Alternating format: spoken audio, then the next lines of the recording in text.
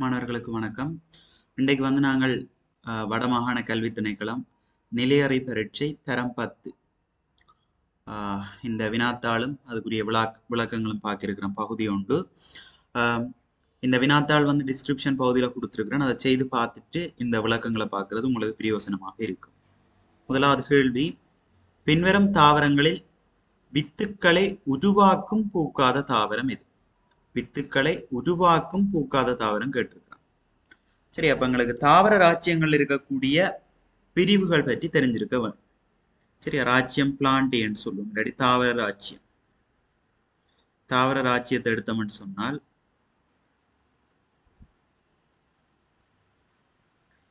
அதை வந்து நாங்க ரெண்டு வகையா பிரிக்கலாம் பிள்ளைகள். ஒன்று வந்து இனப்பெருக்கத்துக்காக பூக்களை உருவாக்குற தாவரங்கள், அடுத்தது வந்து பூக்களை உருவாக்காத தாவரங்கள். அதாவது பூக்கா தாவரங்கள்னு சொல்லுவோம், பூக்களை உருவாக்காட்டி பூக்கா தாவரங்கள்னு சொல்லுவோம். மற்றது வந்து பூக்கும் தாவரங்கள்னு சொல்லுவோம். சரியா, மற்ற பிரிவு பூக்கும் தாவரங்கள் அப்படின்னு சொல்ல போறோம். பூக்கா தாவரங்கள்ல பாத்தீங்கன்னு சொன்னா ரெண்டு வகை இருக்கு. பூக்கா தாவரங்கள்ல ரெண்டு வகை வந்து இருக்கு. ஒன்று வந்து வித்துக்களை தோற்றுவிக்காத தாவரங்கள். வித்துக்களை தோற்றுவிக்காத தாவரங்கள் இருக்கு.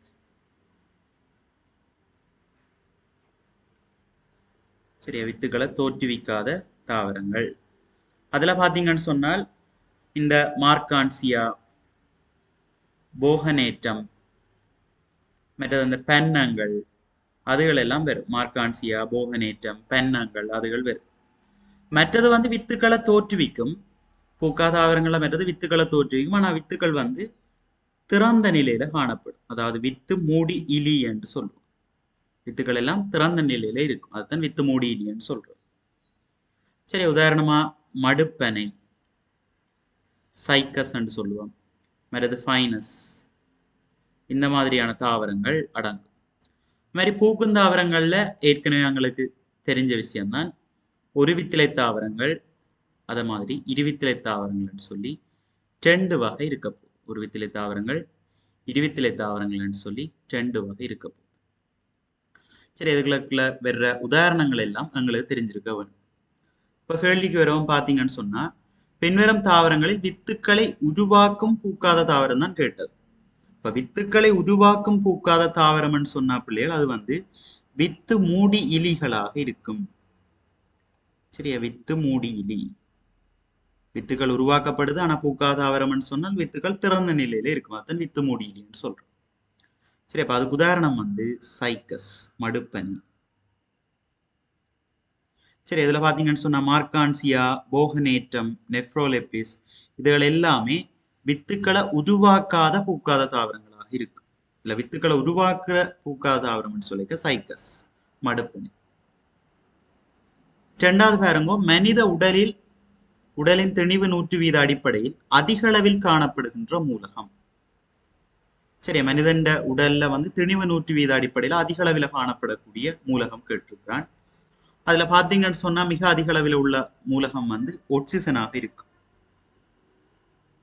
ஒட்சிசன் அடுத்து கார்பன் காணப்படுது. கார்பனுக்கு பிறகு ஐதரசன் இருக்கும். ஐதரசனை தொடர்ந்து நைதரசன் இருக்கும். சரியா, திணிவு 100 வீத அடிப்படையில அதிக அளவில் உள்ள மூலகம் எதுன்னு கேட்டா ஒட்சிசனாக இருக்கு.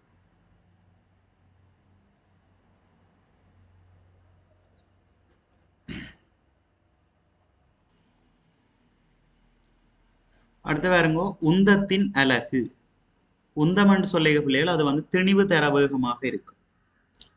சரியா, உந்தமன்றது திணிவு தர வேகமாக இருக்கும். அதன் அலகுதான் கேட்டது உங்களுக்கு. திணிவு என்றது வந்து திணிவினுடைய நியம அலகு வந்து கிலோகிராமாக இருக்கும். அது மாதிரி வேகத்தினுடைய நியம அலகு வந்து மீட்டர் பெர் செகண்டாக இருக்கும். எனவே உந்தத்தின் நியம அலகு வரும் கிலோகிராம் மீட்டர் செகண்ட் -1. சரியா, கிலோகிராம் மீட்டர் செகண்ட் -1. பொருத்தமான விடை 1. அடுத்து பாருங்க, குருதி உறைவதற்கு தேவையான கூறுகளை உருவாக்க அவசியமான விட்டமின் எது? இதுல இந்த விட்டமின்களோட பயன்பாடுகள், அதால வர குறைபாடுகள் எல்லாம் உங்களுக்கு தெரிஞ்சிருக்க வேண்டும். கேட்ட கேள்வி, குருதி உறைவதற்கு தேவையான கூறுகளை உருவாக்க அவசியமான விட்டமின் எது? சரி, அதுக்கு பொருத்தமான விட வரும் விட்டமின் கே ஆக இருக்கும்.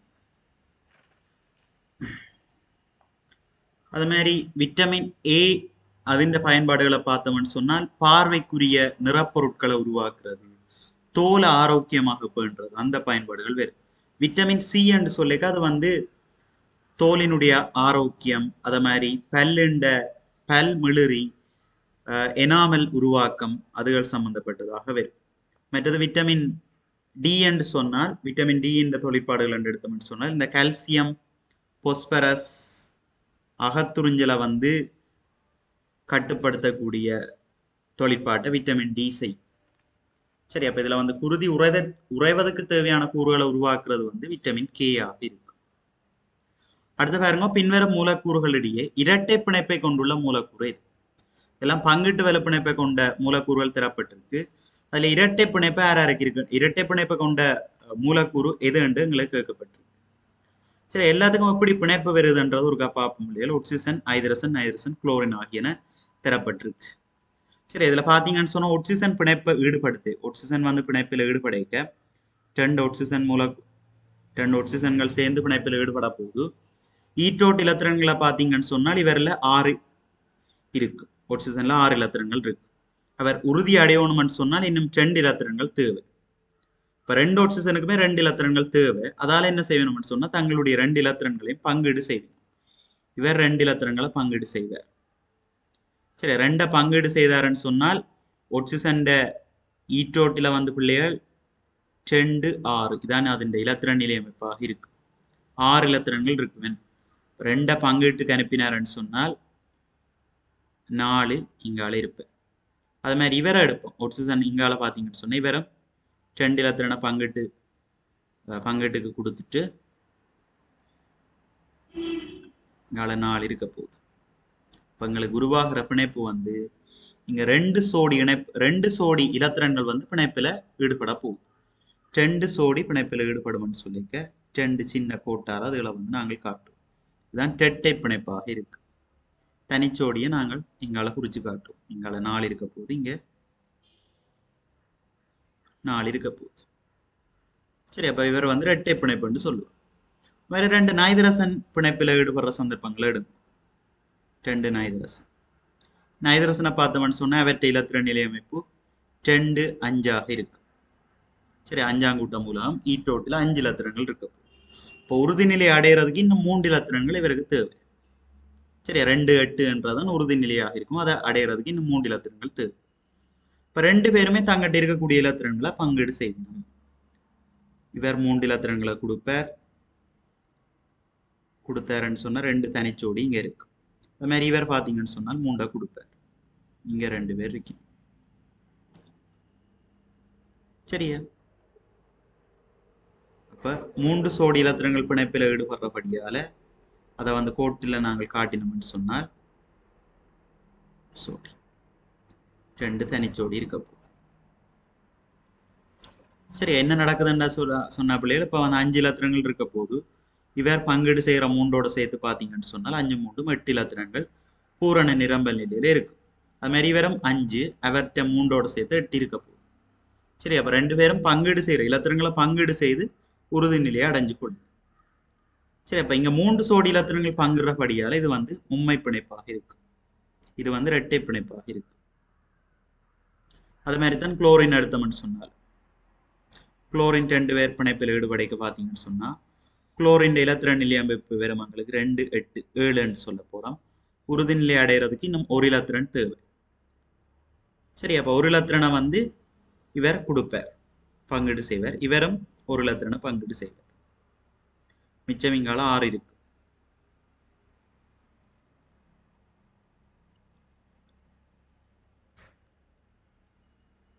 சரி, அப்ப பிணைப்பில் ஈடுபடுறதோட சேர்த்து 8 இலத்திரன்கள், இங்கேயும் பிணைப்போட ஈடுபடுறதோட சேர்த்து 8 இலத்திரன்கள் பிணைப்பில் ஈடுபடுவதன் மூலமாக உறுதியை பெற்றுக்கொள்ளும்.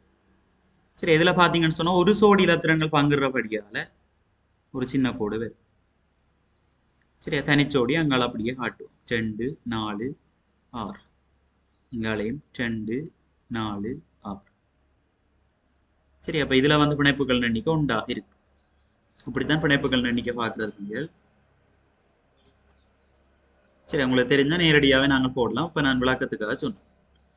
பின்வரும் மூலக்கூறுகளுக்கு இடையே இரட்டை பிணைப்பை கொண்டுள்ள மூலக்கூறு எது என்று கேட்டால் அது வந்து ஆக்சிஜனாக இருக்கும். இரட்டை பிணைப்பை கொண்டது வந்து எது? ஆக்சிஜன்.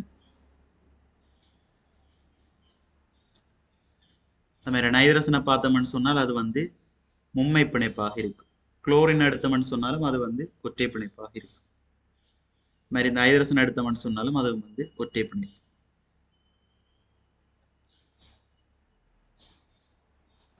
அடுத்து பாருங்க, அங்கியொன்றின் இயல்புகள் சில கீழே தரப்பட்டுள்ளன. சீதத்தாலான ஈரலைப்புடைய உடற்போர்வையை கொண்டிருக்கும். அடுத்த உடலானது தலை, உடலக திணிவு, தசை செறிந்த பாதம் என்னும் 3 பகுதிகளை கொண்டது. இந்த இயல்போடைய அநேகமான ஆட்கள் இனங்கண்டிருப்பீங்க. அடுத்த மென்மையான உடலமைப்பு. மேலே குறிப்பிட்ட அங்கி எந்த கணத்துக்குரியது? சரியா, சீதத்தாலான உடற்போர்வை, ஈரலிப்பான உடற்போர்வை, மென்மையான உடலமைப்பு, அல்லது உடல் வந்து தசை, உடலக திணிவு, தசை செறிந்த பாதம் என்று சொல்லி 3 பகுதிகளை கொண்டது. அப்ப இந்த இயல்புகளுக்கு பொருத்தமான அங்கி வந்து, இந்த இயல்புகளுக்கு பொறுப்பான அந்த அங்கியை கொண்ட கணம் மொலஸ்காவாக இருக்கு. சரியா, மென்னுடலிகள். மொலஸ்காக்கு இன்னொரு பெயர் கொடுக்குற நாங்கள் மென்னுடலிகள் சொல்றோம். சரி, ஒவ்வொரு கணத்தையும் எடுத்தீங்கன்னு சொன்னா அதுல உள்ள ஒரு அங்கியை வச்சுக்கொண்டு நீங்கள் அந்த இயல்புகளை ஞாபகப்படுத்தி வைங்க. சரி, அப்ப மொலஸ்கான்னு சொல்லி உதாரணமா நாங்கள் நத்தி எடுத்தோம்னு சொன்னால் நத்தி என்ற உடல் அமைப்பு எப்படி இருக்கும்? சீதத்தாலான ஈரலிப்பான உடற்போர்வை. அதுல பாத்தீங்கன்னு சொன்னா உடல் வந்து தலை, உடலக திணிவு, தசை செறிந்த பாதம்னு சொல்லி 3 பகுதிகளை கொண்டது. மென்மையான உடலமைப்பு, மென்னுடலி. அதுக்கு பெயரே மென்னுடலி. சரியா, ஆகவே அதுக்கு பொருத்தமான அந்த கணம் வந்து மொலஸ்காவாக இருக்கும். சரியா, மொலஸ்கான்னு சொல்லி மென்னுடலிகள் என்று சொல்லுவோம். இதை வந்து நிடாரியான்றது குழிக்குடலிகள் என்று சொல்லுவோம். ஆத்திரப்போடாவ மூட்டுக்காரிகள் என்று சொல்லுவோம். சரியா, அப்போ ஒவ்வொரு விலங்க நாங்கள் உதாரணத்துக்கு வச்சுக்கொண்டு அதன் இயல்புகளை அறிஞ்சு கொள்ளக்கூடிய மாதிரி இருக்கு. அடுத்த 7வது பாருங்க, ஒரு மோல் மூலக்கூறில் உள்ள மொத்த மூலக்கூறுகளின் எண்ணிக்கை. எந்த ஒரு மோல் அணுவாக இருக்கலாம், இல்லாட்டி மூலக்கூறாக இருக்கலாம், அங்க இருக்கக்கூடிய மொத்த மூலக்கூறுகளின் எண்ணிக்கை வந்து சமனாக இருக்கும். ஒரு மூல் நீர் மூலக்கூறுல உள்ள மொத்த மூலக்கூறுகளின் எண்ணிக்கைன்னு சொன்னால் அது வந்து எங்களுக்கு வரப்போகுது 6.023 தர 1023 தர 1 இருக்கும். ஒரு மூல் தானே, அப்போ 1. சரி, எதிண்ட ஒரு மூலம் மாறாத பெருமானம் உடையது. அதுதான் அவகாத்ரோ மாறிலி என்று சொல்றான்.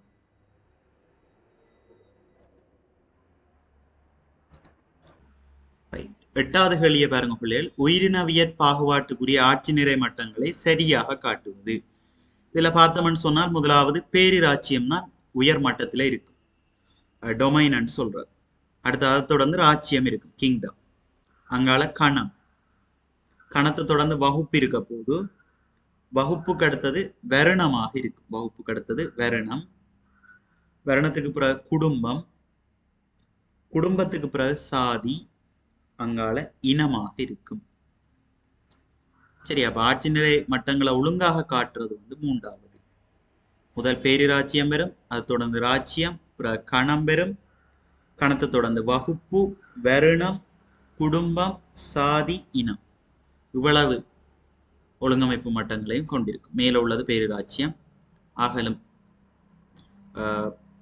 அடிப்படையான ஒழுங்கமைப்பு மட்டம் வந்து இனமாக இருக்கு. சரி, அப்ப 8க்கு பொருத்தமான விடை 3. அடுத்தது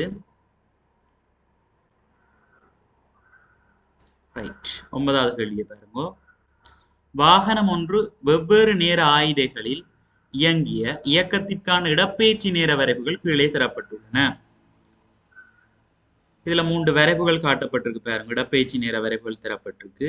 இப்ப T1, T2, T3 ஆகிய நேரங்களில், இது T2 என்று வரும் பிள்ளைகள், T1, T2, T3 ஆகிய நேரங்களில் வாகனத்தின் இயக்க இயல்புகள் முறையே. விடைய பார்க்கறதுக்கு முதல் இதுல உள்ள சில விஷயங்களை பார்ப்போம். முதலாவது பாருங்க, நேரத்தோட இடப்பெயர்ச்சி மாறையில. இப்ப நேரத்தோட இடப்பெயர்ச்சி மாறையிலேன்னு சொன்னாங்க என்ன கருத்து? அவர் வந்து ஓய்வில் இருக்கிறார், அந்த ஆள் இயங்கல. ஓய்வுன்னு சொன்னா வேகம் 0 இருக்கும். அடுத்தது பாருங்க, நேரத்தோட இடப்பெயர்ச்சி அதிகரிக்குது, அதிகரிக்கிறவர் சீராக அதிகரிக்கிறார். ஆகவே இடப்பெயர்ச்சி நேர வரைவினுடைய படித்திறன், அதாவது இடப்பெயர்ச்சியின் கீழ் நேரம் என்று சொல்லி அது வந்து வேகத்துக்கு சமனாக இருக்கும். இதுல பாத்தீங்கன்னு சொன்னா சீராக கூறுறபடியால இது வந்து சீரான வேகமாக இருக்கும். சீரான வேகமாக இருக்கும். இதுல பாருங்கோ நேரத்தோட இடப்பெயர்ச்சி வந்து சீரில்லாம அதிகரிக்குது. சரியா? அப்ப இங்க வந்து வேகம் என்ன செய்யும்னு சொன்னால் இங்க வந்து வேகம் மாறாம இருக்கும். சரியா? மாறா வேகம். ஆனா இங்க பாத்தீங்கன்னு சொன்னால் வேகம் வர வர கூடிக்கொண்டிருப்ப, அதாவது ஏர் முடுகலாக இருக்கும். சரியா? இங்க வந்து ஏர் முடுகலாக இருக்கும். இதே பிள்ளைகள் நாங்க கிராஃப் இப்படி வந்ததுன்னு சொன்னால் இடப்பெயர்ச்சி நேர வரை கொண்டு தாரான். சரியா? இடப்பெயர்ச்சி நேர வரை கொண்டு தரப்படுது. அந்த கிராஃப் எங்களுக்கு இந்த மாதிரி வந்ததுன்னு சொன்னால் இங்க நேரத்தோட இடப்பெயர்ச்சி வந்து குறையுது. வர வர பாத்தீங்கன்னு சொன்னா குறைஞ்சு கொண்டு வருது. ஆகவே வேகம் வந்து வர வர குறைஞ்சு கொண்டு வருது. அப்ப இந்த கிராஃப் வந்து அமர்முடுகலாக இருக்கும். இப்படி ஒரு கிராஃப் தரப்பட்டால் அதை வந்து அமர்முடுகலாக இருக்கும். சரியா? இனி கேள்விக்குள்ள வரவும் பாருங்க. அதன் இயற்கை இயல்புகள் கேட்டிருக்கிறான். முதலாவது வந்து ஓய்வு. சரியா? ஓய்வு 0, வேகம் 0, அப்போ ஓய்வு. இரண்டாவது மாறா வேகம் இல்லாட்டி சீரான வேகம். மூன்றாவது ஏர் முடுகல். சரி, அப்ப முதலாவது ஓய்வில் இருக்கிற, இரண்டாவது மாறாத வேகம் இல்லாட்டி சீரான வேகம், மூன்றாவது ஏர் முடுகல். இந்த மாதிரி ஒரு வரைப்பு வந்தா அது வந்து அமர் முடுகலாக இருக்கும். சரியா? 9க்கு பொருத்தமான விடை 3. அடுத்து பாருங்கோ புரோத்தியம் சமதானியின் நியம குறியீடு. சரியா? அப்ப சமதானிகள்னு சொல்லிக்க ஒரே அணுவண்ணையும் வேறுபட்ட திணிவன்களையும் கொண்டதுதான் நாங்கள் சமதானின்னு சொல்லி சொல்றோம். ஐதரசன்ல வந்து 3 சமதானிகள் இருக்கு. சரியா? இப்ப ஐதரசன்ல உள்ள சமதானிகள் எடுத்தோம்னு சொன்னால் ஒரு அணுவண்ணும் ஒரு திணிவண்ணையும் கொண்டதை நாங்கள் புரோத்தியம் என்று சொல்லுவோம். அது மாதிரி அணுவன் வந்து வேற மாறுபடாது. சமதானிகள்னு சொல்லிக்க ஒரே அணுவன் தான், ஆனா திணிவன் தான் வித்தியாசப்படும். திணிவன் 2 இருந்ததுன்னு சொன்னால் அது வந்து துத்தேரியம் சொல்லுவோம். திணிவன் 3 இருந்ததுன்னு சொன்னால் அது வந்து திருத்தியம் சொல்லுவோம்.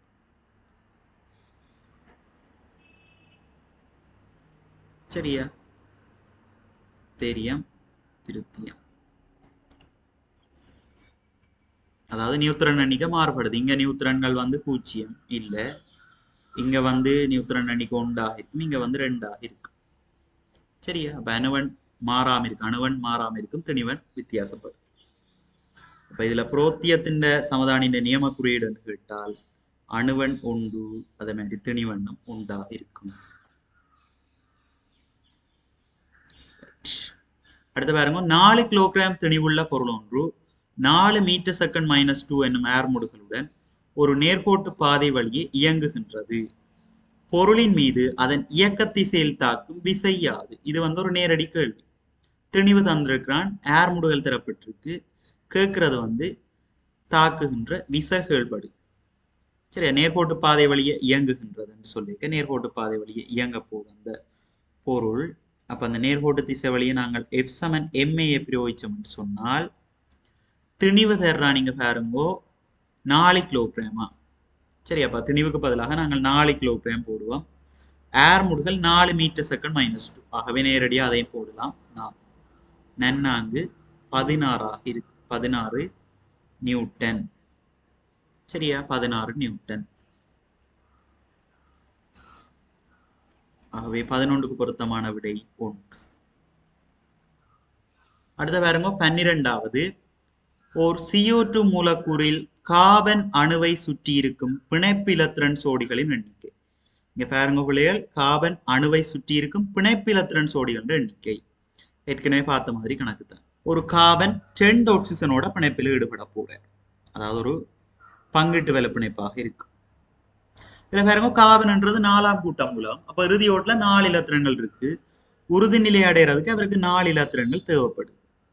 ஒட்சிஜனை பார்த்தீங்கன்னு சொன்னால் 6ஆம் கூட்டம் மூலகம், ஈட்டோட்டில் 6 இலத்திரன்கள் இருக்கும். அவர் உறுதி அடையணும்னு சொன்னால் இன்னும் 2 இலத்திரன்கள் தேவை. என்னன்னு சொன்னா 8 உறுதியான இலத்திரன் நிலையமைப்பாக இருக்குமே ஹைட்ரஜன் தவிர மற்ற கூட்டங்கள். ரைட். ஹைட்ரஜன் நிரம்பிச்சதுன்னு சொன்னா ஹீலியத்தின், அதாவது 2 என்ற முதலாவது சக்தி மட்டத்தில் 2 நிரம்பினா அது உறுதி. மற்ற மூலகங்களை பொறுத்த வரைக்கும் பார்த்தீங்கன்னு சொன்னால் ஈட்டோட்டில் 8 நிரம்புறதை நாங்கள் படிக்கிறதுக்குள்ள பார்த்தோம்னு சொன்னால் ஈட்டோட்டில் 8 நிரம்புறது நிரம்பல் நிலையாக இருக்கு. அப்ப இவருக்கு வந்து இன்னும் 4 தேவை, இவருக்கு வந்து 2 தேவை. அப்ப இவர் என்ன செய்வாருன்னு சொன்னால் தன்னட்டி இருக்கக்கூடிய 2 பேரை பங்கிடுவார். இந்த ஒட்சிசனோட 2 பங்கிடும், இந்த ஒட்சிசனோட 2 பங்கிடும். அது மாதிரி ஒட்சிசன் வந்து என்ன செய்யும்னு சொன்னால் தன்னட்டி இருக்கக்கூடிய 2 இலத்திரங்களை வந்து இவரோட பங்கிடுவார். அது மாதிரி இவரும் வந்து தன்னட்டி இருக்கிற 2 பங்கிடுவார். கார்பன்ல பாத்தீங்கன்னு சொன்னா தனிச்சோடி இருக்காது. ஏன்னாண்டா அவற்றை இருக்கக்கூடிய 4 இலத்திரன்களுமே பங்கிடப்படுது. ஒட்சிசன்ல பாத்தீங்கன்னு சொன்னா 2 இலத்திரங்களை வந்து பங்கீடு செய்துட்டு மிச்சமா 4 இலத்திரங்கள் இருக்கு. சரி, அப்ப இதுலயும் பாத்தீங்கன்னு சொன்னா 4 இலத்திரங்கள் இருக்கு. சரி, அப்ப பிணைப்பில ஈடுபடுகின்ற இலத்திரங்களை பாத்தீங்கன்னு சொன்னால் இங்க வந்து 2 சோடி பிணைப்பில ஈடுபட போகுது. அப்ப பிணைப்பில ஈடுபடுறதை நான் கோட்டால காட்டுறேன். 2 சோடி தனிச்சோடியை இந்த மாதிரி காட்டுறேன். இங்கேயும் அப்படித்தான் 2 சோடி பிணைப்பில் ஈடுபடுது. பிணைப்பில் ஈடுபடாமல் இருக்கிறது 2 சோடியாக இருக்கு. சரி, அப்ப கேள்விக்குள்ள வருவோம் பிள்ளைகள். கேட்டது வந்து என்னன்னு சொன்னால் கார்பன் அணுவை சுற்றி இருக்கும் பிணைப்பிலத்திரன் சோடிகளின் எண்ணிக்கை. கார்பனை சுற்றி இருக்கக்கூடிய பிணைப்பிலத்திரங்கள் தானே கேட்டது. அப்ப பிணைப்பு சோடி இலத்திரங்கள் எண்ணிக்கை வந்து இங்க 2 இங்க 2 4ஆக இருக்கும். 4 சோடி இலத்திரங்கள் இருக்கு. 4 சோடின்னு சொல்லி 8 இலத்திரங்கள் இருக்குமே, 4 சோடி. இந்த சோடி தான் கேட்டது. சோடிகள் எண்ணிக்கை கேட்டபடியால நாங்க 4 என்ற விடையை கொடுக்கலாம். சரியா, சோடி கேட்டபடியா 4. சரி, இதுல இலத்திரன்கள் எண்ணிக்கை கேட்பாங்க, சோடிகள் எண்ணிக்கை கேட்பாங்க. அப்ப நாங்க குழம்பாம கேட்கிற கேள்விக்கு ஆன்சர் பண்ணுவோம். அடுத்த 13 பாருங்க. A என்னும் மூலகம் ஒட்சிசனுடன் தாக்க முறிந்து A2O என்னும் அயன் சேர்வையை உருவாக்குகின்றது. A இன் இலத்திரன் நிலையமைப்பாக இருக்கக்கூடியது. இங்க பாருங்க, A2A என்ற A2O என்று சொல்லப்படுற அயன் சேர்வை உருவாக்குதான் ஒட்சிசனோட தாக்கம் அடைஞ்சு. சரியா, A2O என்றதை உருவாக்குதுன்னு சொன்னால் ஒட்சிசன் வலுவளவு உங்களுக்கு தெரியும். அதிண்ட வலுவளவு ஒரு ரசாயன சூத்திரம் உண்டு உருவாகிக்க வலுவளவுகள் வந்து மாற்றப்படும் சொல்லி பார்த்திருக்கு. ஒட்சிசன் வலுவளவு எங்களுக்கு தெரியும். 6ஆம் கூட்டம் என்றபடியால் அவற்றை வலுவளவு 2, இவற்றை தான் தெரியாது. இப்ப நாங்கள் இந்த எங்களுக்கு தரப்பட்ட ரசாயன சூத்திரத்தை வச்சுக்கொண்டு கண்டுபிடிக்கலாம். ஒட்சிசன் வலுவளவு தான் இங்க ஏக்கு வந்து போயிருக்கு. அப்ப ஏக்கு 2. ஒட்சிசனுக்கு பார்த்தீங்கன்னு சொன்னா ஒரு வலுவளவும் இங்கால இல்லையான்னு சொன்னா என்ன கருத்து 1 எடுப்போம். இவற்றை ஏ இந்த வலுவளவு தான் மாற்றப்பட்டிருக்கும். அப்ப ஏ இந்த வந்து 1 இருக்கு.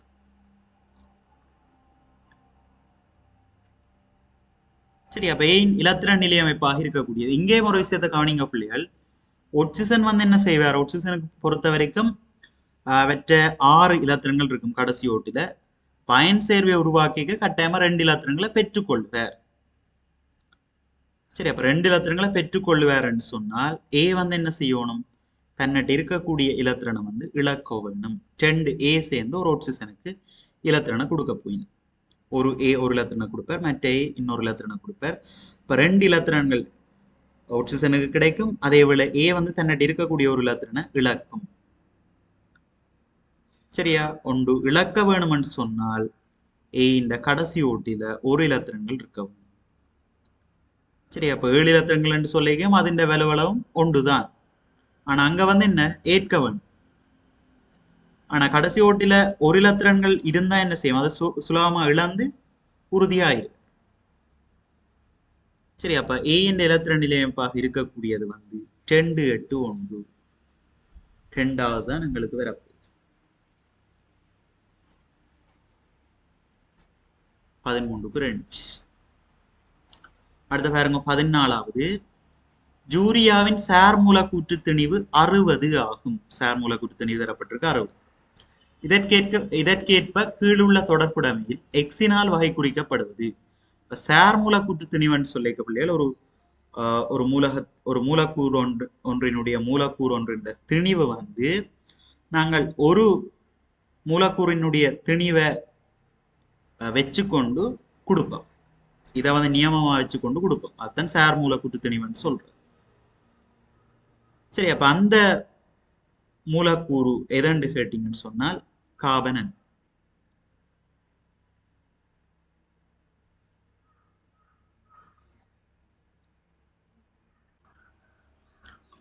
சரி, அதாவது 12 கார்பன் 6 அணுவின் திணிவின் 12 ஒரு பங்கு ஆக இருக்கும். சரியா, இதை போல யூரியா மூலக்கூறு ஒன்றின் திணிவு எத்தனை மடங்கு என்றதான் சார் மூலக்கூற்று திணிவு. எக்ஸுக்கு பதிலாக நாங்கள் போடக்கூடியது 12 கார்பன் 6 சமதானி அணுவின் திணிவின் 12 ஒரு பங்கு. சரி, அப்ப பொருத்தமான விட 14க்கு 3. சரி, இதைத்தான் பிள்ளைகள் நாங்கள் அணுத்திணிவு அலகு என்றும் சொல்லுவோம். AMG அணுத்திணிவு அலகு நேரடியா தான் அதை நேரடியா நாங்கள் பிரயோகிக்கலாம். இல்லாட்டி அது 12 கார்பன் 6 அணுவின் திணிவை போல 12 ஒரு பங்காக இருக்கும்.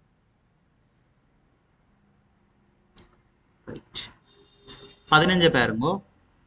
அங்கிகளின் உடற்கலங்களில் நடைபெறும் உயிர் ரசாயன தாக்கங்கள் அனைத்தும் கூட்டாக இவ்வாறு அழைக்கப்படும். அங்கின் உடற்கலங்கள்ல நடக்கிற சகல செயற்பாடுகளை நாங்க சொல்லுவோம் அனுசேபம் என்று சொல்லுவோம். சரியா, கூட்டா நடக்கிற அந்த செயற்பாடுகள் எல்லாத்தையும் நாங்க சொல்றது அனுசேப தாக்கங்கள் என்று சொல்லுவோம். சரி, இந்த அனுசேப தாக்கங்கள் பிள்ளைகள் 2 வகை இருக்கு. அதுதான் இந்த உட்சேபம் அவசேபம். அதாவது உட்சேபம் என்று சொல்றது சக்தியை பயன்படுத்தி எளிய பதார்த்தங்கள்ல இருந்து சிக்கலான பதார்த்தங்கள் துவக்கப்படுற செயல்முறையை சொல்றது உட்சேப தாக்கங்கள் என்று சொல்லுவோம். சரி, அதாவது தொகுப்பு தாக்கங்கள் எல்லாமே உட்சேப தாக்கங்களாக இருக்கு. அதே மாதிரி அவசேபம் என்று சொல்றது சிக்கலான பதார்த்தங்களை எளிய பதார்த்தங்களாக உடைக்கிற தாக்கங்கள். ஒளி தொகுப்பு ஒரு தொகுப்பு தாக்கம், அது உட்சேபம். எளிய சேர்வைகள்ல இருந்து சிக்கலான சேர்வை துவக்கப்படுது. சிக்கலான சேர்வையை எளியதாக உடைக்கிறது உதாரணமா கலச்சுவாசத்தை எடுத்தோம்னு சொன்னா அங்க சிக்கலான குளுக்கோஸ் மூலக்கூறு உடைக்கப்பட்டு கார்பனீரோட்சைட் நீரும் வெளிவிடப்படுது. சரி, அப்ப அது ஒரு அவசேப தாக்கம் சொல்லுவோம். உடைப்பு தாக்கங்கள் எல்லாமே அவசேப தாக்கங்கள். அதாவது சிக்கலானதுல இருந்து எளியது வந்ததுன்னு சொன்னால் அவசேபம், எளியதுல இருந்து சிக்கலான பதார்த்தங்கள் துவக்கப்பட்டதுன்னு சொன்னால் உட்சேபம். உயிர் ரசாயன தாக்கங்கள் எல்லாத்தையும் சேர்த்து கூட்டாக நாங்கள் அனுசேபம் என்று சொல்லுவோம். சரியா, ரைட். அடுத்து பாருங்க 16வது. உருவில் 0.2 மீட்டர் ஆரையுடைய வாகனத்தின் செலுத்து சக்கரத்தை திருப்புவதற்கு விசை இணை பிரயோகிக்கப்படும் விதம் காட்டப்பட்டுள்ளது. இவ்விசை இணையின் திருப்பம் ஜாதி. இந்த விசை இணையின் திருப்பம் தான் பிள்ளைகள் கேட்டது. அவ்வளவு. சரி, அப்ப பிரயோகிக்கப்படுற விசை தெரியும் எங்களுக்கு 3 நியூட்டன். அந்த திருப்பத்தினுடைய அந்த பெறுமதி வரப்போகுது இவ்வளவு 0.2 மீட்டர் சொன்னால் விட்டம் எங்களுக்கு வரும் 0.4 மீட்டர். விசை இணைந்த திருப்பம் கொடுப்போம் F/d. சரியா, பிரயோகிக்கப்படுற விசை 3, இந்த விட்டம் தான் கொடுப்போம். இதை பார்த்தோம்னு சொன்னால் 0.4 இருக்கு. சரி, அப்ப 3 தர 0.4 நியூட்டன் மீட்டர். சரியா, விசைன்ற திருப்பம்னு சொல்லிக்க விசை அது மாதிரி மீட்டர் நியூட்டன் மீட்டர். 3 தர 0.4 நியூட்டன் மீட்டர். பொருத்தமான விடை 16க்கு 1.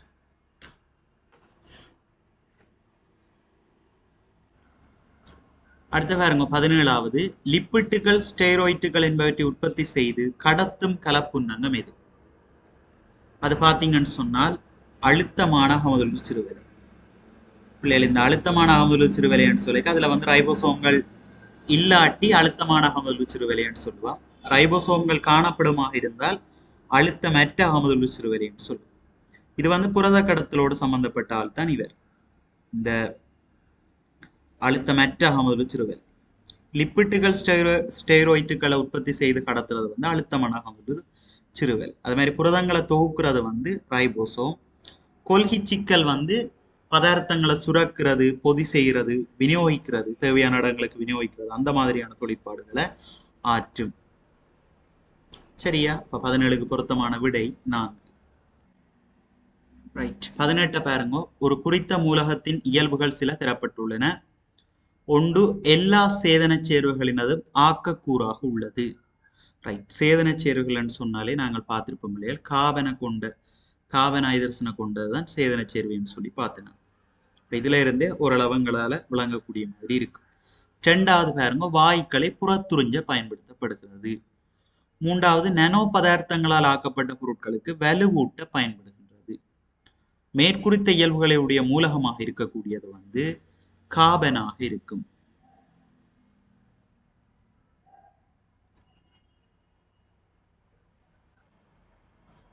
19 தாவரங்களின் இலைவாய் மூடி திறத்தல் செயற்பாட்டுக்கு அவசியமான கணிப்பு.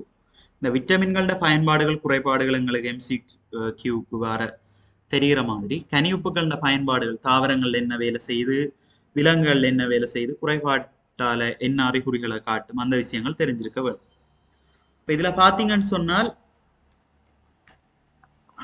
தாவரங்களினுடைய இலைவாய் மூடித்திறத்தல் செயற்பாட்டுக்கு அவசியமான கனிப்பு என்று கேட்டால் அது வந்து பொட்டாசியமாக இருக்கும். இலைவாய் திறந்து மூடலோடு சம்பந்தப்பட்ட கனிப்பு பொட்டாசியம்.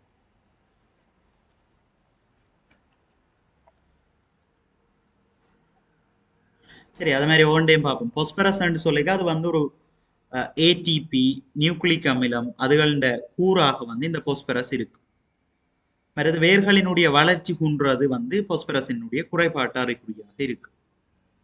பொட்டாசியம் வந்து இலைவாய் மூடி திறக்கிறது புரத தொகுப்போட சம்பந்தப்பட்ட ஆளாக இருப்பார். குறைபாட்டால தான் இலைகள்ல இந்த மஞ்சள் கவில நிற திட்டுக்கள் வாரது, மற்றது இலை நுனி இலை விளிம்பு போன்றன அந்த இறக்குறது இதுவள் வந்து வரும். சரி, அது மாதிரி இரும்புன்னு பார்த்தோம்னு சொன்னா இரும்பு வந்து பச்சைய தொகுப்புக்கு உதவுகின்ற ஒரு மூலகம். அதே மாதிரி நொதியங்களினுடைய தொகுப்புக்கும் வந்து உதவி செய்யும். குறைபாட்டால வந்து இளம் இலைகள்ல வெண்பச்சை நோய் ஏற்படுத்துறதுக்கு இரும்பு குறைபாடு காரணமாக இருக்கு. அது மாதிரி மெக்னீசியம் எடுத்தவன் சொன்னா மெக்னீசியம் வந்து பச்சையத்தின் ஒரு கூறு. சரி, மெக்னீசியம் வந்து பச்சையத்தின் கூறாக இருக்கு. மற்ற முதிர்ந்த இலைகள்ல வெண்பச்சை நோய் ஏற்படுறதுக்கு வந்து மெக்னீசியம் காரணமாக இருக்கு. சரி, அப்ப இதுல இலைவாய்கள் மூடித்திறத்தல் செயற்பாட்டுக்கு அவசியமான கனிப்பு வந்து பொட்டாசியம். 19க்கு 3. 20 பாருங்க. கீழுள்ள மூலக்கூறுகளுள் முனைவுத்தன்மை அற்ற பிணைப்பை கொண்ட மூலக்கூறு எது? ரைட், இதை பார்க்கறதுக்கு முதல் பிள்ளைகள் எங்களுக்கு இந்த முனைவுத்தன்மை என்றது என்னன்றது தெரிஞ்சிருக்க வேண்டும். சரியா, உங்களுக்கு தெரியும் மின்னெதிர்த்தன்மை பற்றி பார்த்திருப்பீங்க. மின்னெதிர்த்தன்மைன்னு சொல்லிக்க பிணைப்பில ஈடுபடுகின்ற ஒரு அணு வந்து பங்கிட்டு சோடி இலத்திரன்களை வந்து தென்னை நோக்கி கவர்ற ஆற்றல் தான் மின்னெதிர்த்தன்மைன்னு சொல்லி பார்க்கிறோம். இப்ப சமனற்ற மின்னெதிர்த்தன்மை கொண்ட 2 அணுக்கள் பங்கிட்டு வேலை பிணைப்பில ஈடுபடைக்க பிணைப்பில ஈடுபடுகின்ற அந்த இலத்திரன்கள் வந்து சமச்சீரற்று பரம்பி இருக்கு. சரி, அதைத்தான் நாங்கள் சொல்லுவோம் முனைவாக்கம் என்று சொல்லுவோம்.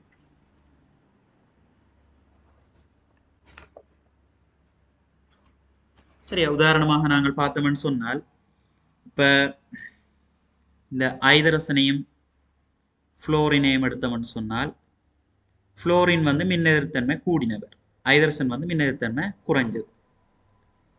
இப்ப சமனற்ற மின்னெதிர்த்தன்மை காரணமாக என்ன செய்யும்னு சொன்னால் இந்த பிணைப்பில் ஈடுபடைக்க புளோரின் வந்து தென்னை நோக்கி இலத்திரன்களை இழுத்துக்கொள்ள பார்க்கும். சரியா, அப்ப அதால என்ன நடக்குதுன்னு சொன்னால் பிணைப்புச்சோடி இலத்திரங்களை தென்னை நோக்கி கவர்றபடியால இந்த புளோரின்ல ஒரு சின்ன மறையேற்றமும் மற்ற அந்த ஐதரசன்ல ஒரு சின்ன நேரேற்றம் ஒன்றும் உருவாகும். அதைத்தான் நாங்க சொல்லுவோம் முனைவாக்கம் சொல்லி சொல்றோம். அதே மாதிரி பிணைப்பில ஈடுபடுகின்ற அணுக்களுக்கு இடையில பிணைப்பிலத்திரன்கள் சமச்சீராக பரம்பி இருக்கும்னு சொன்னால் அது வந்து முனைவுத்தன்மை அற்ற நிலைன்னு சொல்றோம். உதாரணமாக கார்பன் CH4 எடுத்தவன் சொன்னால்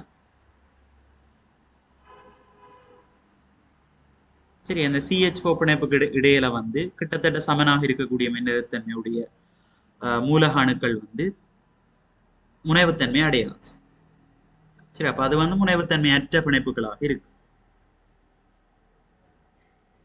சரி, அப்ப ஒரே அளவு மின்னெதிர்த்தன்மை கொண்ட அணுக்கள் பிணைப்பில் ஈடுபட்டிருக்கிற சந்தர்ப்பங்கள், அதே மாதிரி மின்னெதிர்த்தன்மை வித்தியாசம் சிறிதளவான வித்தியாசம் உள்ள 2 அணுக்கள் பிணைப்பில் ஈடுபட்டிருக்கு அங்க வந்து முனைவுத்தன்மை ஏற்படாது.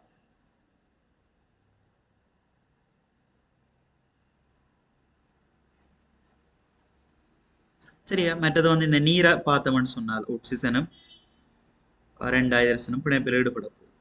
ஐதரசன்லும் பார்க்க ஆக்சிஜனுக்கு மின்னெதிர்த்தன்மை கூட. இப்ப பிணைப்புச்சோடி இலத்திரன்களை ஆக்சிஜன் என்ன செய்வார், தன்னை நோக்கித்தான் கவர பார்ப்பார். சரி, அப்ப தன்னை நோக்கி கவர பார்க்கறதால இங்க வந்து அவருக்கு ஒரு சின்ன மறையேற்றம் ஒன்று உருவாகுது, ஐதரசனுக்கு ஒரு நேரேற்றம் ஒன்று உருவாகும், சிறிய அளவில் ஒரு நேரேற்றம் ஒன்று உருவாகும். அப்ப நீர் மூலக்கூறுன்னு சொல்லி அது வந்து ஒரு முனைவாக்கப்பட்ட மூலக்கூறுன்னு சொல்லி சொல்றோம்.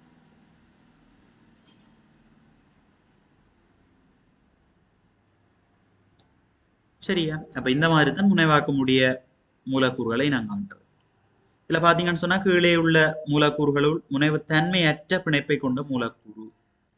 ரைட். இதுல பார்த்தோம்னு சொன்னால் ஐதரசனை விட நைதரசனுக்கு முனைவுத்தன்மை மின்னெதிர்த்தன்மை கூட. அப்ப இது வந்து முனைவாக்கப்பட்டது.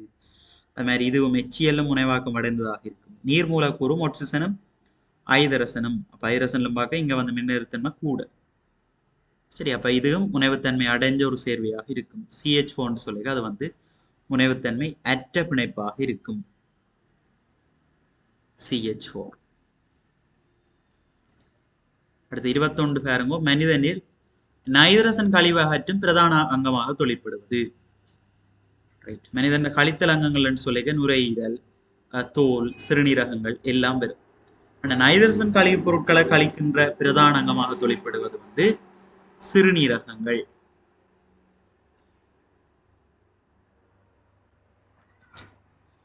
அடுத்த பாருங்க. ஒரு நேர்கோட்டு பாதை வழியே இயங்கிய A, B ஆகிய இரு மோட்டார் கார்களின் இயக்கங்களுக்கான வேக நேர வரைவு தரப்பட்டுள்ளது. சரியா? ரைட். இதுல பாருங்க, மோட்டார் கார் A ஆனது B ஐ விட அதிக ஆர்முடுகளுடன் சென்றுள்ளது. சரியா? B ஐ விட A வந்து அதிக ஆர்முடுகளோட சென்றிருக்காம். சரி, அது வந்து சரியான கூற்றாக இருக்கும். இதுல பாத்தீங்கன்னு சொன்னால் இவற்ற படித்திறன் பாகி இவற்ற படித்திறன் வந்து அதிகம். வேகமாற்றத்தின்கள் நேரம் வந்து வேகமாற்றத்தின்கள் நேரம் ஒன்று அந்த வேக நேர வரைவின் படித்திறன் ஆர்முடுகலத்திலும். அப்ப B இந்த படித்திறன் விழாக்க A இந்த படித்திறன் அதிகம், ஆர்முடுகள் அதிகம். அது சரி. மோட்டார் கார் B ஆனது A ஐ விட அதிக ஆர்முடுகளுடன் சென்றுள்ளது. ஆகவே அந்த கூற்று வந்து தவறு. இரு கார்களும் பயணம் செய்த தூரங்கள் சமனானவை. தூரங்கள் காண்றதுக்கு பிள்ளைகள் நாங்கள் அந்த வேக நேர வரைப்பு கொண்டு தரப்படைக்க அந்த வேக நேர வரைப்பு வந்து எக்ஸச்சோட அடைக்கிற பரப்ப கண்டம்னு சொன்னால் அது வந்து தூரத்தை தரும். இப்ப இது முதலாவது ஏக்கு பார்த்தோம்னு சொன்னால் இந்த முக்கோணத்தினுடைய பரப்பு காண வேணும். அரை தர அடிக்கு பதிலாக 20, தர செங்குத்து உயரத்துக்கு பதிலாக 40. சரி, அப்ப சுருக்கினம் என்றால் E 10 20 400 மீட்டர் ரெண்டு பேர். A பயணம் செய்த தூரம் வரப்போது 400 மீட்டர். பிக்கு எடுப்பும் பிள்ளைகள் B என்று சொல்லிக்க இந்த பகுதி. சரி, இந்த வரைப்பு எக்ஸச்சோட அடைக்கிற பரப்பு வளம் வரப்போது. சரி, அப்ப இந்த முக்கோணம் வரப்போது உங்களுக்கு ஃபுல்லா. இந்த B என்ற இந்த முக்கோணம் வரப்பு. இவருக்கு போடுவோம் அரை தர அடிக்கு பதிலாக 40, செங்குத்து உயரத்துக்கு பதிலாக பார்த்தீங்கன்னு சொன்னால் 20. சரி, அப்ப 10 20 40 400 மீட்டர். ரெண்டு தூரங்களும் என்னவா இருக்குது? சமனாக இருக்குது. இப்ப இரு கார்களும் பயணம் செய்த தூரங்கள் சமனானவை. அந்த கூற்று சரி. சரி, அப்ப இதில் சரியான கூற்றுகள் தான் கேட்டபடியாலே ஏயும் சியும் சரி. 22க்கு பொருத்தமான விடை 2. அடுத்த பாருங்க 23. தரப்பட்ட கலப்புன்னங்கங்களுள் மென்சவ்வால் எல்லைப்படுத்தப்படாத புன்னங்கம் எது? சரியா? இதுல எல்லைப்படுத்தப்படாத புன்னங்கம்னு சொல்லிய பிள்ளைகள் ரைபோசோம் அதான் மென்சவ்வால எல்லைப்படுத்தப்படாத புன்னங்கமாக இருக்கும். அகமதுல் சிறுவலைன்னு சொல்லி அது வந்து தனி மென்சவ்வால எல்லைப்படுத்தப்பட்டது, ஒரு மென்சவ்வால எல்லைப்படுத்தப்பட்டதாக இருக்கும். அது மாதிரி கொள்கை உபகரணத்தை எடுத்தவன் சொன்னாலும் அது வந்து ஒரு தனி மென்சவ்வால எல்லைப்படுத்தப்பட்ட ஒரு புன்னங்கம்.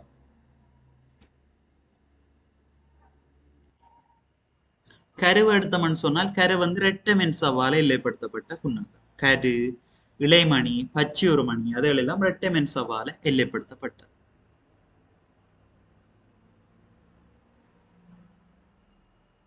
சரி, அப்ப படிக்க ஒப்பிட்டு படிச்சு வைங்க.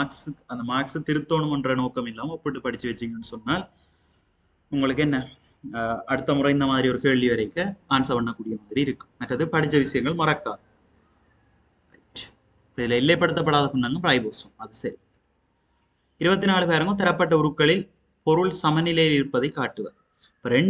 ரெண்டு விசைகள் தாக்கி ஒரு பொருள் சமநிலையில இருக்கணும்னு சொன்னார் பிள்ளைகள்.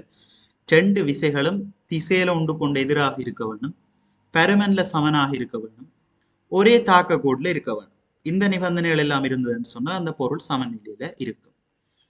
இதுல பாத்தீங்கன்னு சொன்னா 2 விசைகளும் பருமன்ல சமன் இல்லை. அப்ப இது வந்து சமநிலையில இருக்காது. இது வந்து பருமன்ல சமன், ஆனா திசையில வந்து என்ன செய்ய, திசையிலையும் எதிராக இருக்குது. ஆனா ஒரே தாக்க கூட்டில இல்லை. இப்ப இங்க வந்து என்ன நடக்கும்னு சொன்னா சுழற்சி தான் நடக்கும், சமநிலையில இருக்காது.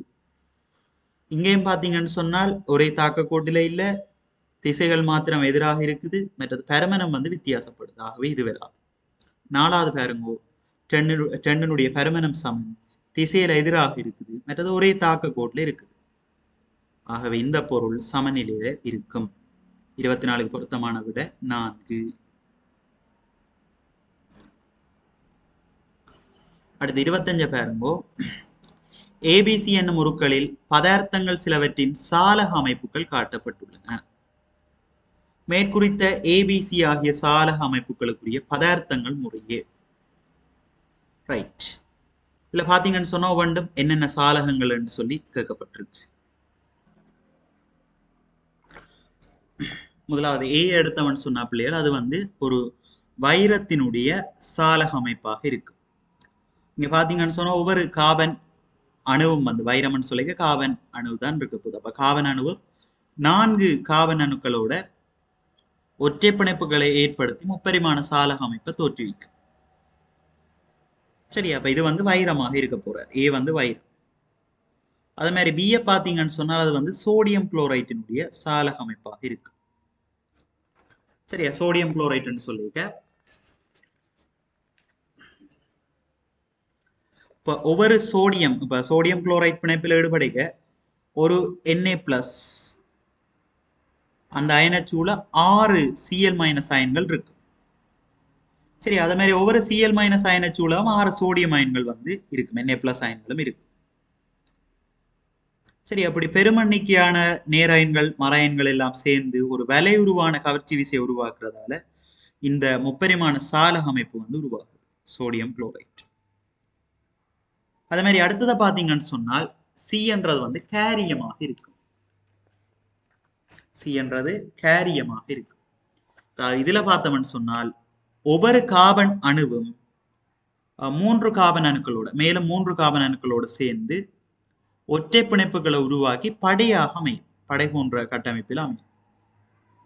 சரி, இந்த படைகளுக்கு இடையில வந்து நலிவான விசைகள் இருக்கும், வலிமை குறைஞ்ச விசைகள், இதோட வைரத்தோட ஒப்படைக்க வலிமை குறைஞ்ச விசைகள் இருக்கும். இதனாலதான் இந்த படைகள் வந்து ஒன்றோடு ஒன்று இலகுவாக வலிக்கு செல்லக்கூடிய மாதிரி இருக்கும். வலிமை குறைஞ்ச பிணைப்புன்றதால ஒரு படைக்கு மேல இன்னொரு படை இலகுவாக வலிக்கு செல்லக்கூடியதாக இருக்கு.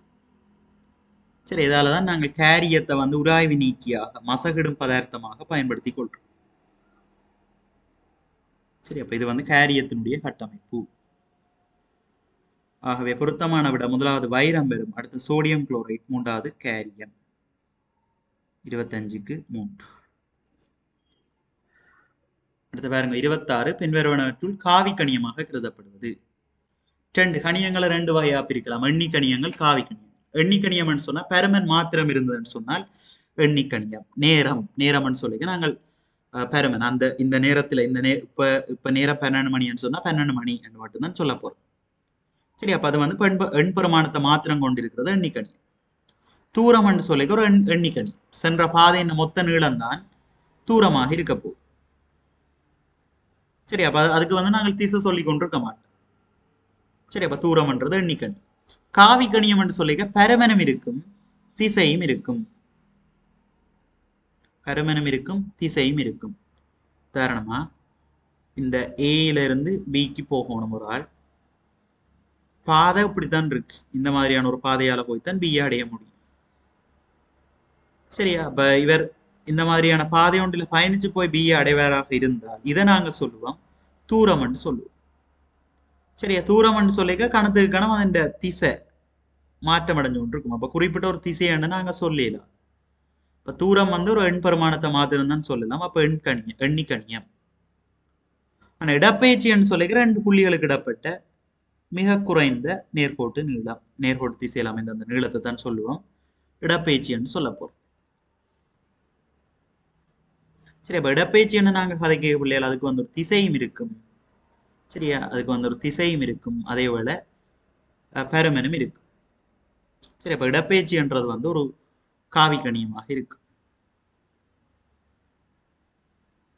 சரி, இடப்பெயர்ச்சின்றது காவி கணியமாக இருக்கு. இப்ப அலகு நேரத்துல சென்ற தூரத்தை தான் நாங்கள் கதின்னு சொல்ல போறோம். சரி, அப்ப தூரம்ன்றது ஒரு எண்ணிக்கணியம் என்றதால கதியம் வந்து ஒரு எண்ணிக்கணியமாக இருக்கு. அலகு நேரத்துல சென்ற இடப்பெயர்ச்சியைத்தான் நாங்கள் வேகம் சொல்ல போறோம். இடப்பெயர்ச்சி என்றது வந்து ஒரு காவிக்கணியம் என்றதால வேகமும் வந்து ஒரு காவிக்கணியம். சரியா? அப்ப வேகம் வந்து காவிக்கணியமாக இருக்கும். இங்க கதிய பாத்தீங்கன்னு சொன்ன எண்ணிக்கணியம், தூரம் எண்ணிக்கணியம், அது மாதிரி நேரமும் எண்ணிக்கணியமாக இருக்கும்.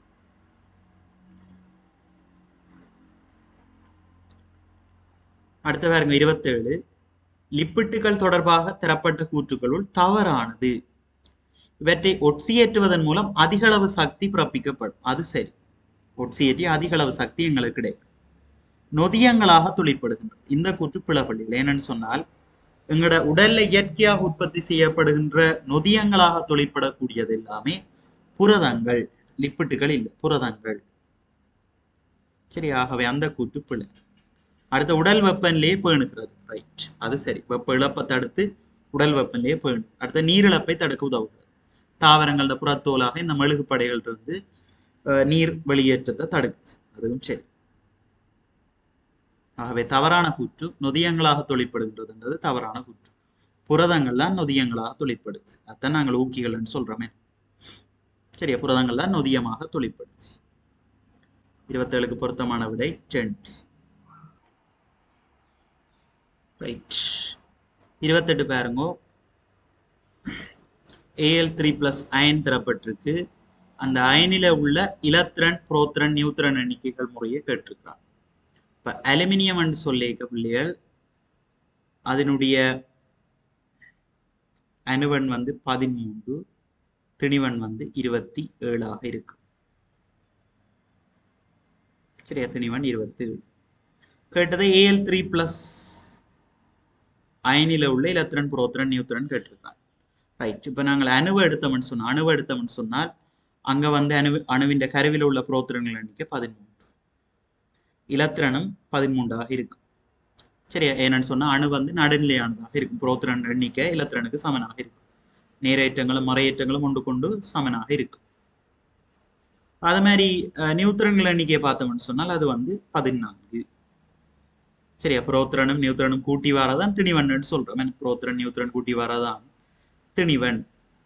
அப்ப புரோத்திரன் 13, திணிவன் 27 என்றபடியால நியூத்திரன் எண்ணிக்கை வந்து 14 இருக்கும். சரியா, Al3+ சொன்னா அதன் கருத்து என்னன்னு சொன்னால் அலுமினியம் வந்து 3 இலத்திரன்களை இழக்கிற. சரியா, 3+ சொல்லி அங்க இருக்கக்கூடிய 3 இலத்திரன்களை இழந்து நேர அயனை பெற்றுக்கொள்ளுது. சரி, அப்ப 3 இலத்திரன்களை இழந்ததுன்னு சொன்னால் அணுவின் கருவில உள்ள புரோத்திரன்களை இந்த மாற்றமும் நடக்காது. கருவில உள்ள புரோத்திரன்களோ நியூத்திரன்களையோ மாற்றம் நடக்காது. கருவில இப்பவும் 13 தான் இருக்க போகுது. இலத்திரன்கள் தான் 3 இழக்க போற. அப்ப இலத்திரன் 3 போச்சுதுன்னு சொன்னால் அயன்ல 10 இலத்திரன்கள் இருக்கு. அது மாதிரி நியூத்திரன்லயே மாற்றம் வராது. அது வந்து 14 இருக்கும். சரியா, ஆகவே பொருத்தமான விடை வரப்போகுது எங்களுக்கு. புரோத்திரன், நியூத்திரன், இலத்திரன், புரோத்திரன், நியூத்திரன் முறையே என்றபடியால இலத்திரன் வந்து 10, புரோத்திரன் 13, நியூத்திரன் 14. 27க்கு பொருத்தமான விடை 1. சரியா, புரோத்திரன் 10 இருக்க, இலத்திரன் 10 இருக்க போது புரோத்திரன் மாறாது 13 தான், நியூத்திரனும் மாறாது 14. அடுத்த பாருங்க, ஒடுக்கற்பிரிவு தொடர்பாக தரப்பட்ட கூற்றுகளுள் சரியான கூற்றை தெரிவு செய்க. கலப்பிரிவின் இறுதியில் 2 மாட்கலங்கள் தோன்றும். கலப்பிரிவின் இறுதியில வந்து 2 மாட்கலங்கள் தோன்றது வந்து இளையுறு பிரிவில தான் 2 மாட்கலங்கள் தோன்றும். சரி, விளக்கத்துக்காக இந்த படத்தை பார்த்துக் கொள்ளலாம். கலப்பிரிவின் இறுதியில 2 மாட்கலங்கள் தோன்றும். அப்ப இளையுறு பிரிவில தான் அப்படி தோன்றும். அடுத்த மகட்கலத்தின் இயல்புகள் தாய்க்கலத்தின் இயல்பை ஒத்தது. இளையுறு பிரிவில தான் பிள்ளைகள் மகட்கலத்தின் இயல்புகள் வந்து தாய்க்கலத்தின் இயல்புகள் சமனாக இருக்கும். மாறல்கள் நடக்காதுங்க. மற்றது இளையுறு பிரிவு இருமடிய கலங்கள்லயும் நடக்கும், ஒருமடிய கலங்கள்லயும் நடக்கும். ஆனா ஒடுக்கற் பிரிவு தனிய இருமடிய கலங்கள்ல மாத்திரம்தான் நடக்கும். மற்றது மாற்றங்களும் வந்து ஒடுக்கற் பிரிவுல தான் நடக்கும். இளையுறு பிரிவுல ஒரு மாற்றமும் நடக்காது. அதான் தாய்க்கலத்தின் நிறமூர்த்தங்களுடைய இயல்புகளைத்தான் பிள்ளைகளும் கொண்டிருக்கும், ஆட்களங்களும் கொண்டிருக்கு. சரி, அப்ப இதுல சரியான கூற்று நிறமூர்த்தங்களில் மாற்றம் ஏற்படும். இது மாத்திரம்தான் ஒடுக்கற் பிரிவுக்குரிய இயல்பு. மிச்ச எல்லாமே இளையுறு பிரிவுக்குரிய இயல்பு. ஒடுக்கற் பிரிவுல கலப்பிரிவின் இறுதியில 4 மகட்கலங்கள் உருவாகும். அதே மாதிரி மகட்கலத்தினுடைய இயல்புகள் தாய்க்கலத்தின் இயல்புகள்ல இருந்து வேறுபட்டதாக இருக்கும். மற்றது எண்ணிக்கையும் அரைவாசியாக்கப்பட்டு, இளையுறு பிரிவில நிறமூர்த்த எண்ணிக்கை மாறாம், ஒடுக்கற் பிரிவில அரைவாசியாக்கப்பட்டிருக்கும். மற்ற நிறமூர்த்தங்களே மாற்றங்கள் ஏற்படும். பொருத்தமான விட ஒடுக்கற் பிரிவுக்கு 4.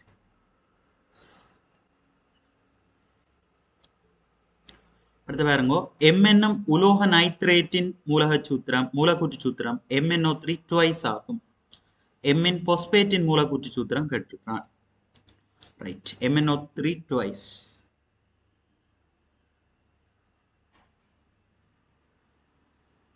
ட்வைஸ் நாங்க எம்மின் வலுவளவை பார்க்கலாம். என்னன்னு சொன்னா பிள்ளைகள், நைட்ரேட்டின் வலுவளவு எங்களுக்கு தெரியும், NO3 மைனஸ் 1 வரபடியா அதன் வலுவளவு 1. மூலியத்துக்கு அப்படித்தான் பார்க்கிறது வலுவளவு. சரியா, மற்றது மூலகங்களை பொறுத்த வரைக்கும் நாங்கள் வலுவளவு பார்க்கறதுக்கு தெரியும் உங்களுக்கு.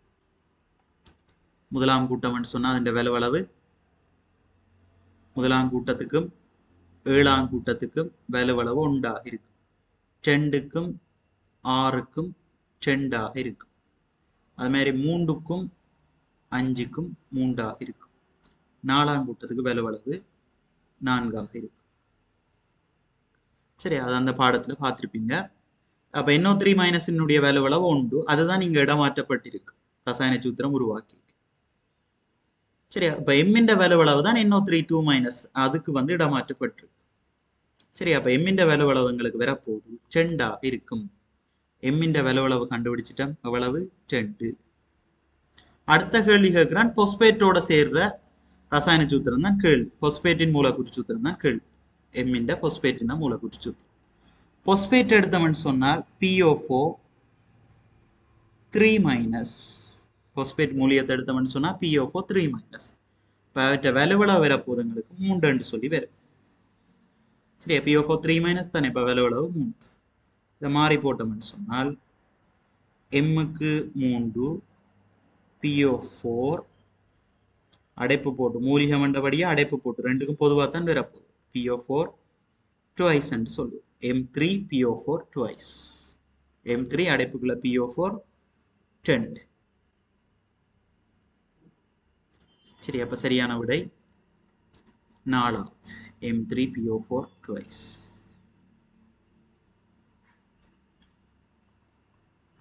அடுத்து 31வது பார்ப்போம் பிள்ளைகள். விளையாட்டுக்கார் ஒன்று 8 மீட்டர்/செகண்ட் என்னும் சீரான வேகத்துடன் இயங்கி பின்னர் சீரான அமர்முடுகளுக்கு உட்பட்டு 2 செகண்டில் ஓய்வுக்கு வந்தது. 2 செகண்டில் காரின் அமர்முடுகளும் இடப்பெயர்ச்சியும் முறையே. ரைட், இதுக்கு கிராஃப் கீறி பார்த்தோம்னு சொன்னால் எங்களுக்கு ஈஸியா இந்த கணக்கை செய்யலாம். சரியா, விளையாட்டுக்கார் 8 மீட்டர்/செகண்ட் என்ற சீரான வேகத்தோடு இயங்கி அப்புறம் சீரான அமர்முடுகளுக்கு உட்பட்டு 2 செகண்ட்ல ஓய்வுக்கு வருது. 2 செகண்ட்ல அமர்முடுகளும் இடப்பெயர்ச்சியும் கேட்கிறார். சரியா, அதுக்குரிய வேக நேர வரைவை கீறினோம்னு சொன்னார் நிறைய வழிகள் இருக்கு, இந்த வழியாலையும் செய்யலாம். சரி, 8 மீட்டர்/செகண்ட்ல பயணிச்சு கொண்டிருக்கிற ஒரு வாகனம் 2 செகண்ட்ல சீராக அமர்முடுக ஓய்வுக்கு வருது. 2 செகண்ட்ல ஓய்வுக்கு வருது. அமர்முடுகள் வருமங்களுக்கு வேகமாற்றம் இறுதி வேகத்திலிருந்து ஆரம்ப வேகத்தை கழிப்போம், எடுத்த நேரம் 2. அமர்முடுகள் என்றபடியா எங்களுக்கு வரும் 4 மீட்டர்/செகண்ட் -2. சரியா, மரப்பெருமானம் வெறும் பிள்ளைகள், ஆனால் அமர்முடுகள் சொல்லிக்க வேக தேய்வு வீதத்தை தான் நாங்கள் அமர்முடுகள் சொல்ல போறோம். அப்ப நேரடியாக நாங்கள் 4 மீட்டர்/செகண்ட் -2 போடலாம். சரி, அப்ப அடுத்தது இடப்பெயர்ச்சி இந்த வரைவு எக்ஸோட அடைக்கிற பரப்பு. சரி, அப்ப இதுக்கு காணுவோம், அரை தர அடிக்கு பதிலாக 2, செங்குத்து உயரத்துக்கு பதிலாக 8 சுருக்கினம் என்றால் 8 மீட்டர். சரி, அப்ப அமர்முடுகள் வரப்போகுது 4 மீட்டர்/செகண்ட் -2, இடப்பெயர்ச்சி வரப்போகுது 8 மீட்டர்.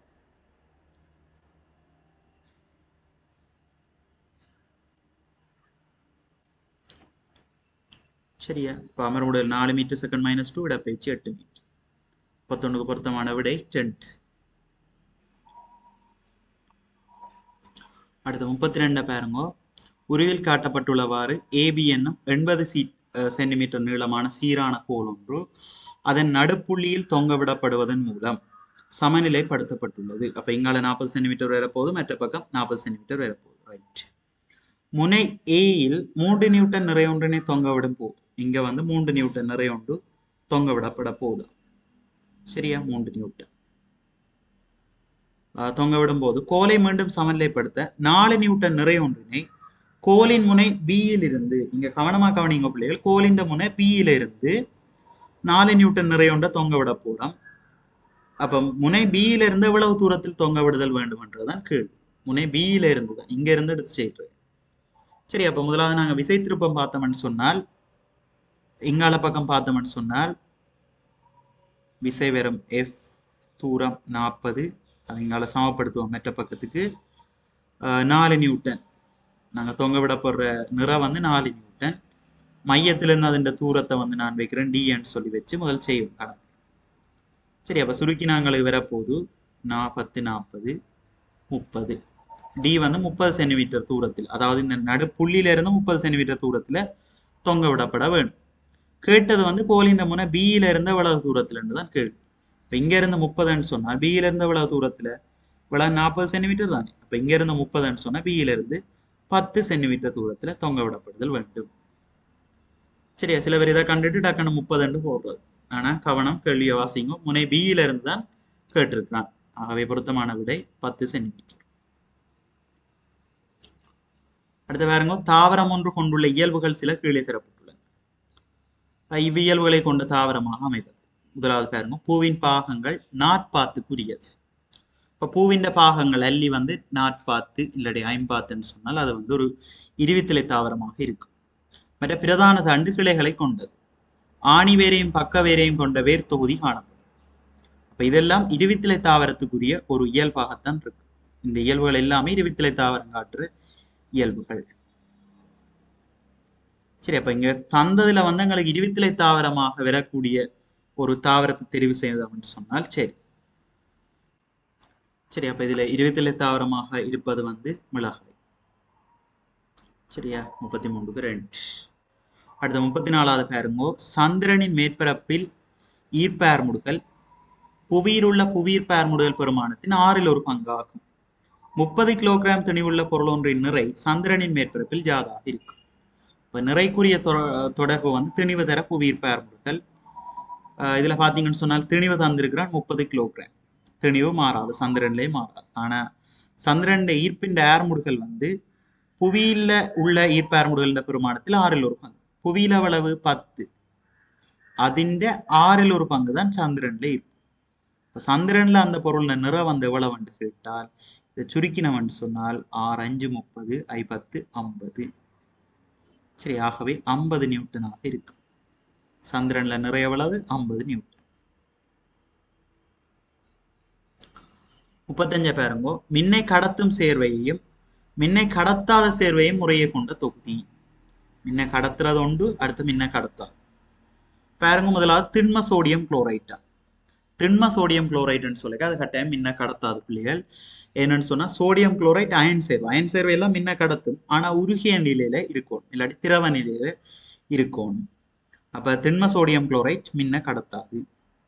எதைல் ஆல்கஹால் அதுவும் ஒரு பங்கீட்டு வலுப்பிணைப்புடைய சேர்வு, அதுவும் மின்ன கடத்தாது. 2வது பாருங்க, செப்பு சல்பேட்டு கரைசல். கரைசல்னு சொல்லி அங்க திரவ நிலை, அப்ப அசையும் அயன்கள் இருக்கிறதால மின்ன கடத்து. சீனி கரைசல் வந்து ஒரு பங்கீட்டு வலுப்பிணைப்பு, அது வந்து மின்ன கடத்தாது. அடுத்து பாருங்க, அமோனியா. அமோனியா ஒரு பங்கீட்டு வலுப்பிணைப்பு, மின்ன கடத்தாது. கரையுப்பு கரைசல் மின்ன கடத்து. சரியா? சோடியம் குளோரைட் தான் அப்ப அயன் பிணைப்பு, மின்ன கடத்தும்.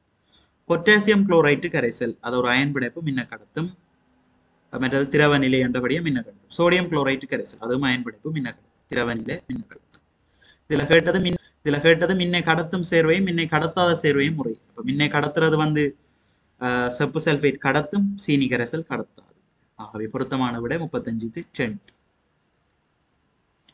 36 பாருங்க, சுயாதீனமாக நிலைக்குத்தாக மேல் நோக்கி எறியப்பட்ட பந்தொன்று மீண்டும் தரையை வந்தடைகின்றது. பந்தின் முழு இயக்கத்துக்குமான வேக நேர வரைவை சரியாக காட்டுவது. ஒரு பந்தை வந்து நாங்கள் நிலைக்குத்தாக மேல் நோக்கி எறியக்க புவியீர்ப்பு விசைக்கு எதிராக தொழிற்பட போகுது. இப்ப நாங்கள் எறியக்க ஒரு வேகம் இருக்கும் இல்லையா, எறியக்க பந்துக்கு ஒரு வேகம் இருக்கு. சரியா? அப்ப எறியப்பட்ட பந்து வந்து உச்ச உயரத்தை தொடைக்க, ஒரு பந்து வந்து எறிகிறோம்னு சொன்னா ஒரு உயரம் வரைக்கும் போயிட்டு ஒரு அதி உச்ச உயரத்துக்கு போயிட்டு அங்கிருந்து திரும்ப விழப்போம். அப்ப அந்த அதி உச்ச உயரத்துல வந்து அவற்றை வேகம் பூஜ்ஜியமாக இருக்கு. சரியா? அப்ப எறியப்படுற ஒரு பந்தினுடைய வேகம் பூஜ்ஜியமாக வந்து அதுக்கு பிறகு என்ன நடக்கும்? அதுக்கு பிறகு அவற்றை வேகம் படிப்படியாக கூடும். தரையை நோக்கி விளைக வேகம் கூட போகும். சரியா? தரையை நோக்கி விளைக வேகம் என்ன செய்யும்? கூட போகும். தரையை நோக்கி விளைக்க ஆர் முடுக போகும். முதல் அமர்முடுகி தரையை நோக்கி விளைக்க ஆர் முடுக்குவ. உச்ச உயரத்துல வேகம் பூஜ்ஜியமாக இருக்கும். சரி, அப்ப இதுல பாத்தீங்கன்னு சொன்னா எறியக்க வந்து பந்துக்கு ஒரு வேகம் இருக்க போகுது. சரியா? பிறகு அதி உச்ச உயரத்துல வேகம் பூஜ்ஜியமாக இருக்கும். அப்புறம் அங்க இருந்து என்ன செய்ய போறார்? சீராக ஏர் முடுகி கொண்டு வந்து சீராக வெட்ட வேகம் வந்து அதிகரிக்க போகுது. தரையடிக்கிற வரைக்கும் வேகம் கூட போகும். சரி, அப்ப பொருத்தமான வீடு 3வது.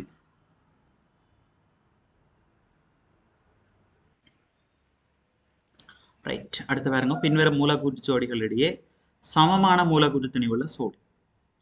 இதுல பெருமன்கள் எல்லாம் திணிவுகள் எல்லாம் தந்திருக்காங்க. Hydrogen 1, carbon 12, nitrogen 14, oxygen 14.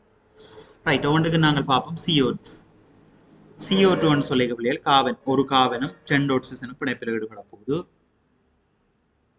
கார்பனுக்கு வந்து வெறும் 12, ஆக்சிஜனுக்கு வந்து தந்திருக்கிறான் 16, அதுல 2 இருக்க போகுது. சரி, அப்ப சுருக்கினம் என்றால் 12, 16, 32, 44 இருக்கு. மற்றது NO2 தந்திருக்கிறாங்க. நைட்ரசனுக்கு 14, ஆக்சிஜன் 16, 2 இருக்க போகுது. அப்ப 16 தர 2, 16, 2, 32, 4, 2, 6, 3, 3, 44, 46 வருது. அப்ப இது வந்து ரெண்டும் சமன் இல்லை. ரெண்டாவது பாருங்க, கார்பனோரோட்சைட்டும் நைட்ரசன் N2.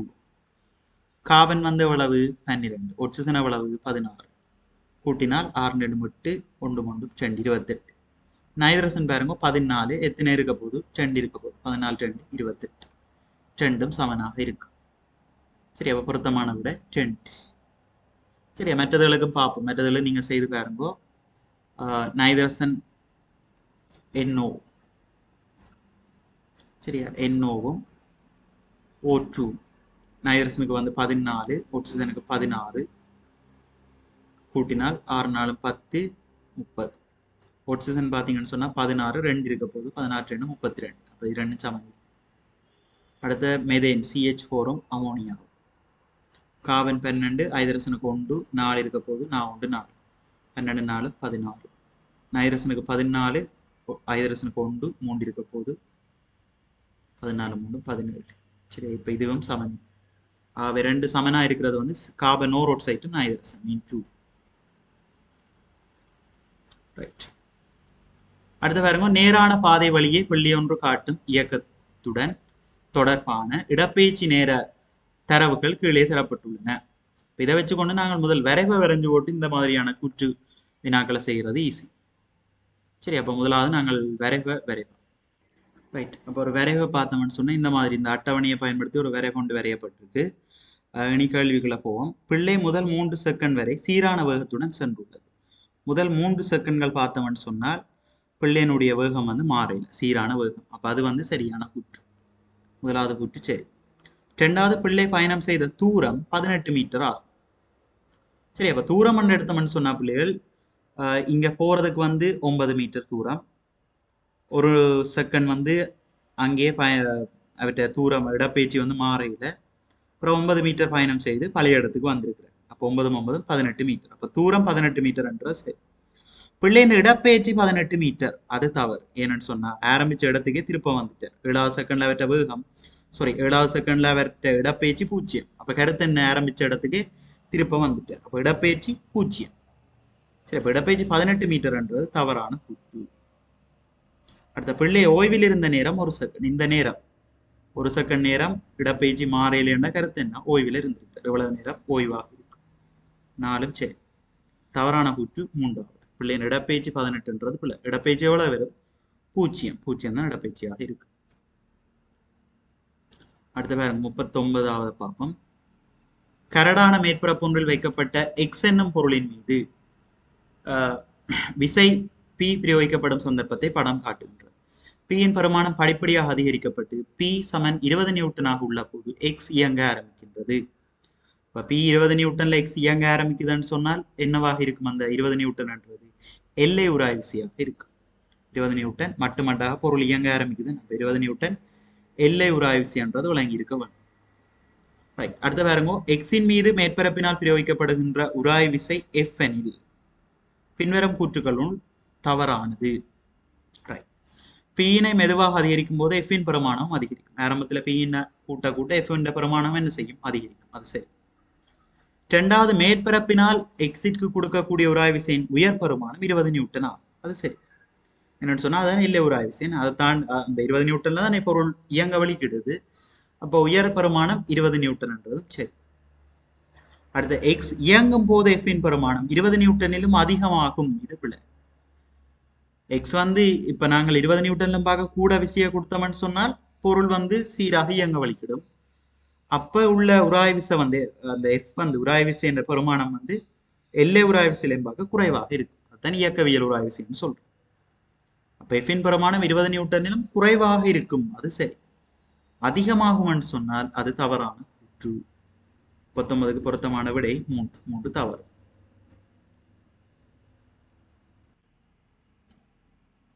ரைட்.